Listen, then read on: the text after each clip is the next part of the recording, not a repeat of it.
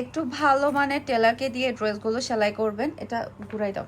হ্যাঁ, একটু ভালো মানে টেলারকে দিয়ে সেলাই করবেন, যাতে করে আপনার এর দামি ড্রেসটা যাতে নষ্ট না করে। অনেক টেলাররা কিন্তু বুঝতে পারেন, এমনকি বাংলাদেশি ড্রেসও সেলাইটা কিভাবে হয়, যেমন ধরুন প্যাটেল ড্রেসে কিন্তু হাত কিভাবে বের করবে, অনেক টেলার কিন্তু সেটাও বোঝে না। মাঝে মাঝে আমাদেরকে অনেক কাস্টমার বলে যে আপু প্যাটেল ড্রেসের হাত কই, আপনি তো আমাকে হাতই দিলেন না, এরকমটা হয়।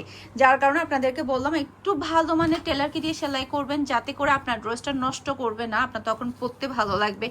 এত সুন্দর ডিজাইন মাশাআল্লাহ, বিশ্বাস করেন এখান থেকে একটা একটা ড্রেস আমরা সবাই নিয়ে ফেলেছি, কারণ এত সুন্দর ডিজাইন আসলে হাতছাড়া করা যায় না।